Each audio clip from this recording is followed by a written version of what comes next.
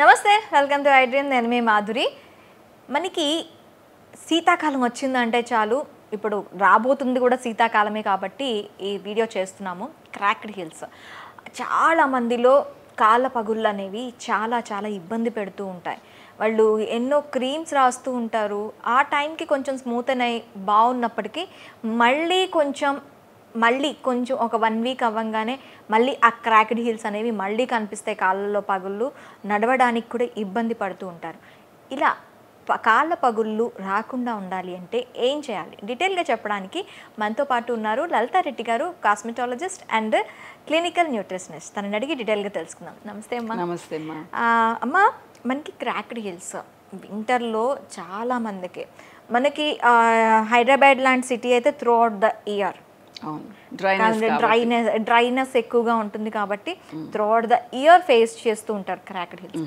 ఈ cracked heels రాకుండా ఉండాలి అంటే మనకి న్యూట్రిషన్ గా కానీ మళ్ళీ రాకుండా ఉండాలి అంటే కాళ్ళకి పైపూతగా కానీ ఏం చేస్తే బాగుంటుందంట? అసలు ఎందుకు వస్తాయి అనుకుంటున్నారు? బాడీ డ్రైనెస్ పెరిగిపోవటం వల్ల కాళ్ళు పగుళ్ళు వస్తాయనేది నాకున్న నాలెడ్జ్. అంతే అమ్మా, నిజంగా అంతే. కానీ ఎందుకు డ్రైనెస్ వస్తుంది అంటే సరిగ్గా మనం హైడ్రేషన్ ఇవ్వడం లేదు, వాటర్ బాగా తాగడం లేదు, ముఖ్యంగా బి కాంప్లెక్స్ ఇవ్వడం లేదు, కాల్షియం ఇవ్వడం లేదు అనేసి. సో ఇవన్నీ అన్న కాల్షియం నాట్ ఓన్లీ బోన్స్, డెఫినెట్గా స్కిన్కి కూడా అమ్మ. కాల్షియం మన హార్ట్కి కూడా చాలా మంచిది కదా. Okay okay. సో ఒక్కొక్క విటమిన్కి ఒక్కొక్క మినరల్కి చాలా యూజెస్ ఉంటాయమ్మా. అయితే మెయిన్ ఏంటి అంటే బరువు ఎక్కువ ఉండే వాళ్ళకి కూడా క్రాక్డ్ హీల్స్ ఎక్కువ ఉంటాయి. కాలి పగులు ఎందుకు, ఆ వెయిట్ అంతా పడేసి ఎక్స్పాండ్ అవుతుంది. సో బ్లడ్ సర్క్యులేషన్ ప్రాపర్గా ఉండదు. ఇట్లా మీరు చెప్పినట్టు వింటర్ సీజన్లో మామూలు వాళ్ళకు కూడా ఉంటుంది. కొంతమంది ఏం చేస్తారు అంటే మరీ వేడి నీళ్ళతో స్నానాలు చేసి ఒక అరగంట సేపు చేస్తారు, వీళ్ళకు కూడా వచ్చే అవకాశం ఉంటుంది. కొంతమంది బాత్ టబ్లో గంటలు ఉంటారు, వీళ్ళకు ఈజీగా వచ్చే అవకాశం ఉంటుంది. అంటే ఎక్కువ నానినందువల్ల కూడా వస్తాయి వేడి నీళ్ళల్లో. సో గోరువెచ్చటి నీళ్ళల్లో అయితే మరి అంత ఇది ఉండదు అనమాట. ఇకపోతే కాల్షియం డెఫిషియన్సీ, బి కాంప్లెక్స్ అనుకుందాం, B3 అనే కాదు, 2-3 విటమిన్స్ వల్ల ఉంటుంది. సో ముఖ్యంగా థైరాయిడ్ ఉన్న వాళ్ళకి, ఎందుకంటే థైరాయిడ్ ఉన్న వాళ్ళకి దాని నేచర్ ఏంటి, బాడీకి ఎక్కువ డ్రైనెస్ ఉండడం, దాంట్లో భాగంగా ఇది కూడా ఉంటుంది అనమాట, హార్మోనల్ ఇంబ్యాలెన్స్.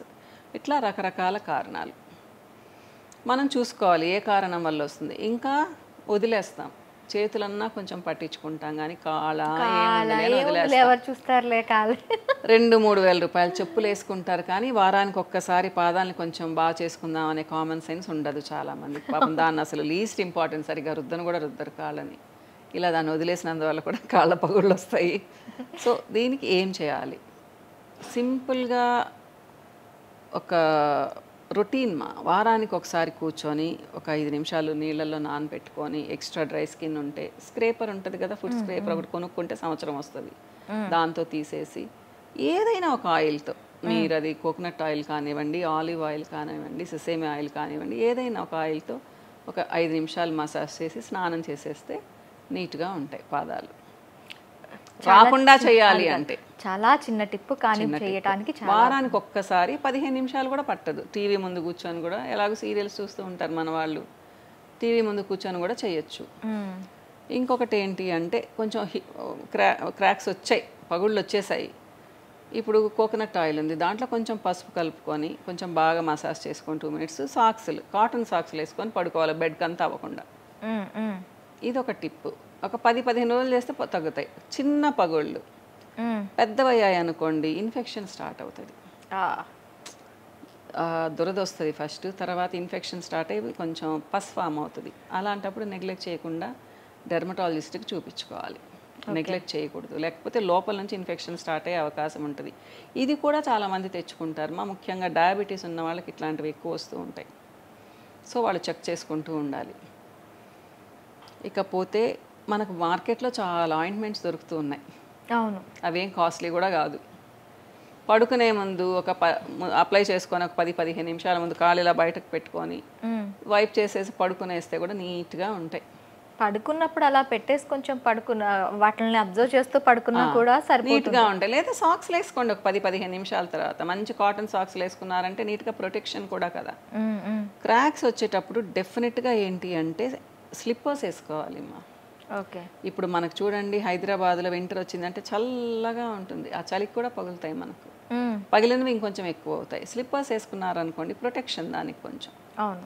అలానే చెప్పులు లేకుండా మనం ఎక్కడెక్కడో తిరగడము, వాకింగ్ చేయడము, హార్డ్ దాని మీద నడవడము, ఇవి కూడా కారణాలు మా. ఓకే. సో ఇవన్నీ కారణాలు. చిన్న చిన్న టిప్స్తో, నేనేం పెద్ద కష్టమైనవి ఇప్పుడు ఏం చెప్పలేదు కదా.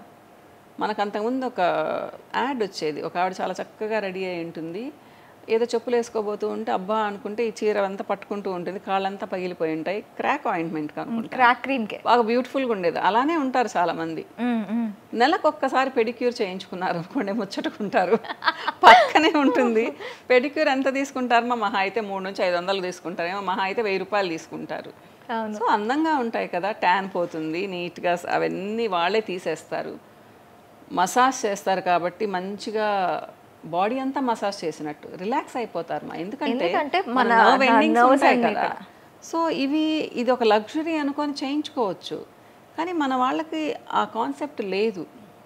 అవును. 10,000 పెట్టి సారీ తెచ్చుకుంటాం కానీ ఒక 500 పెట్టి పెడిక్యూర్ చేయించుకోవాలంటే ఒప్పదు. ఏముంది పాదాలకి ఎందుకు అనుకుంటారు. మన బాడీ మా ఇది, ఇక్కడ నుంచి పాదాల వరకు మన బాడీ, కాలి గోరు వరకు. సో దాన్ని జాగ్రత్తగా చూసుకోవాలి కదా. కొంతమందిని చూస్తే అనిపిస్తుంటుంది డైమండ్స్ వేసుకొస్తారు మా, చేతులంతా పగిలిపోయి ఉంటాయి, భయంకరంగా ఉంటాయి చేతులు, కాళ్ళు. నేను పెద్దగా గమనించాను, నాకు ఆపోజిట్ కూర్చుంటారు కాబట్టి నా క్లయింట్స్ని నేనైతే చెప్తానమ్మా కొంచెం చేతులకు కూడా శ్రద్ధ తీసుకోండి అని చెప్తుంటాను అనమాట. డెఫినెట్గా వాళ్ళ కాళ్ళు కూడా బాగుంటాయి. డైమండ్స్ వేసుకోవడం ఏంటి, దగ్గర ఒక 50 kgs గోల్డ్ మోస్తూ ఉంటారు. అంటే అది వాళ్ళ పాపం కామెంట్ చేస్తున్నాను కదా, వాళ్ళ పర్సనల్ ఇష్టం మాది. కానీ నేనేం చెప్తాను, పర్సనల్ ఇష్టం అని కాదు, ఇలా అయితే ఓకే, దేవర్ షో ద లగ్జరీ, బట్ వాటికి వచ్చి అది అసలైన లగ్జరీ అనేది వాళ్ళకి తెలీదు. అంటే అది కూడా అందమే, అది కూడా గొప్పే. మీ పాదాలు సున్నితంగా ఉన్నాయనుకోండి, మీకు గొప్ప కాదా? 60 yearsలో కూడా ఒక్క పగులు లేకుండా పాదాలు నీట్గా ఉన్నాయి అంటే గొప్ప కాదా? 5,000 పెట్టి చెప్పులు వేసుకున్నప్పుడు దాన్ని వేసుకునే పాదాలు కూడా కొంచెం నీట్గా ఉండద్దా? ఫస్ట్ చూపించి ఆ చెప్పులు చూపించేవాడు కూడా ఇంప్రెస్ అవ్వాలి కదా. అవును. నేనైతే ముఖ్యంగా చెప్పుల షాప్కి వెళ్ళేటప్పుడు 6 నెలలకు ఒకసారి వెళ్తాను మా, నీట్గా పెడిక్యూర్ చేయించుకొని వెళ్తాను. నాకేం క్రాక్స్ ఉండవు, అయినా కానీ నీట్గా బాగుంటుంది కదా, మనం వేసుకున్నప్పుడు మన పాదాలు మనం చూసుకోవడానికి కూడా బాగుంటుంది కదా. సో కొంచెం కేర్ ఉండాలి మా. అవి చాలా ఈజీగా రెస్పాండ్ అవుతాయి పాపం పాదాలు, మనమే వాటికి ఆ ఛాన్స్ ఇవ్వం అసలు. సో కొంచెం మసాజ్, రోజు ఒక 2 నిమిషాలు ఏదైనా మాయిశ్చరైజర్ పూసుకోవడం, మీకు నచ్చిన మాయిశ్చరైజర్ పూసుకోండి, ఏదో స్పెషల్ మాయిశ్చరైజర్స్ అవసరం లేదు, స్పెషల్ క్రీమ్స్ అవసరం లేదు, కొబ్బరి నూనె రాసినా పడి ఉంటాయి అంతే. కొబ్బరి నూనె రాసినా కానీ జారకుండా కొంచెం సాక్స్లు వేసుకున్నారంటే బాగుంటాయి అన్నమాట. అంతే. క్రాక్డ్ హీల్స్ మెయిన్ ఫుడ్ చూసుకోవాలి మా, కాల్షియం లెవెల్స్ బాగున్నాయా లేదా, మనం ఫ్రూట్స్ తింటున్నామా లేదా. ఎందుకు చెప్తాను అంటే ఫ్రూట్స్ అనేసి వండిన ఆహారంలో నుంచి ముఖ్యంగా vitamin C and B complex వెళ్ళిపోతాయి, వాటర్ సాల్యుబుల్ విటమిన్స్ కాబట్టి ఫ్రూట్స్ తిన్నారనుకోండి మనకు కావాల్సినంత వస్తాయి. ఏదో ఇష్టమైన ఫ్రూట్ తినండి, ఒక అరటిపండు తినండి, బి కాంప్లెక్స్ వచ్చేస్తుంది కదా. సో థైరాయిడ్ ఉంటే థైరాయిడ్ చెక్ చేయించుకోవడము కరెక్ట్గా ఉందా లేదా.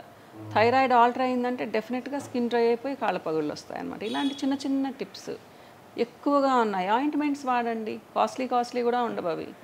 ఒక ఆయింట్మెంట్ తెచ్చుకుంటే మీకు ఆ నెలకి సరిపోతుంది, వెళ్ళిపోతాయి కూడా ఆ నెలలో మీకు, ఇంకా రాకుండా చూసుకోండి, ఈజీ కదా. Thank you ma'am. Thank you very much.